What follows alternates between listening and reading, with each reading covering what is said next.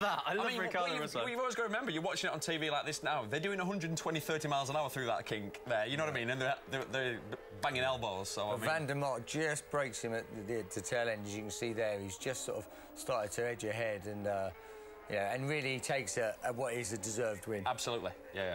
But a great race. Probably one of the best I've seen in a long time. Yeah. Brilliant race. Some crazy tactics going on there from Riccardo Russo. It didn't come good in the end. It was 12 points, the difference at the end of the year. Then Michael van der Mark is confirmed as the champion of the Superstock 600s, despite the best efforts of Riccardo Russo on the Yamaha. Let's just take another look at those massive clashing moments then, because it's not very often you do get to see young riders going for it. And James, what does this feel like when you've got a rider trying to do this? If you were in van der Mark's position, the second bike in the screen there, and you see Russo doing this, what's going through your mind? Well, I mean, you're just trying to get out in front, try and break him. You know, there's not much you can do. You don't want to try and get involved in it too much. You just want to get yourself clear. So, but it was difficult. And you don't forget, he's going for a championship, and every time he appears somewhere, bam! You know, he's getting tapped and collected. Well, and he's half trying to knock him off. Yeah, he is. I mean, it is virgin. You know, we spoke about dirty earlier. I mean, this is really dirty riding. Yeah, I was going to say, where do you draw the line? I mean, there's no getting away from this, is there? Well, they're looking at each other, and I would say there's clear intent. Yeah, absolutely. Here on the mark on the side of Russo, on Van der Mark, there's clear intent. When he said, well, he knew what the plan was. They obviously don't like each other anyway, because you wouldn't even like when you dice in. Do they? Well, I mean, they can't have before, because you couldn't just be like that to someone. No. You know, if you were someone you respected and raced all year and you liked, you know. Whenever I raced with James, he always tried to do this. Whenever. I can remember you running me off the brands. For no apparent reason, I remember thinking, why does he keep doing this? But that was what James was like. So James was the Riccardo Russo. Yeah, exactly. And I was just trying to mind my own business over there. Oh, that's outrageous, though. Butting up against him a second time is Riccardo Russo on the inside. Then has the temerity to turn around and take a long stare at Van der Mark. They were lucky they didn't clash.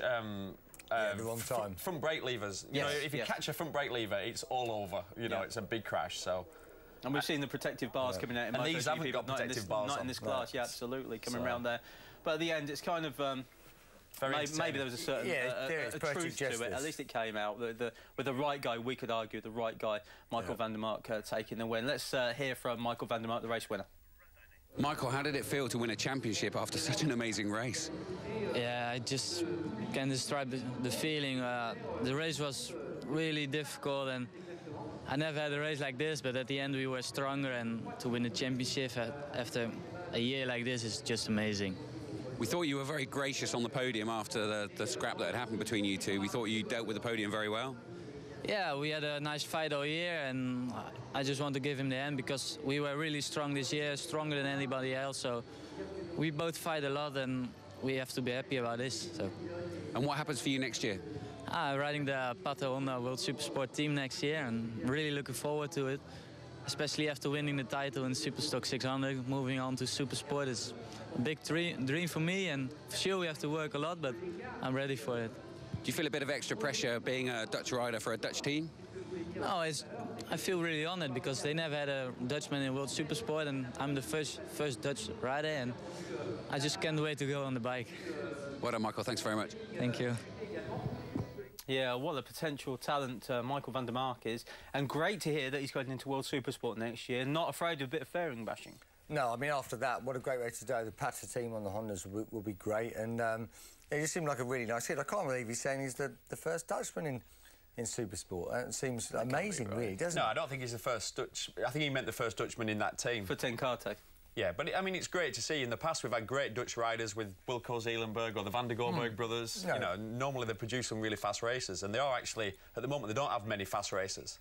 Local, you know, the Dutch don't have many, fast races. But they have Aston, of course, and it's Ten Kate's backyard track. They will go there and they will test him to the nth degree, and he's clearly at home on the Honda.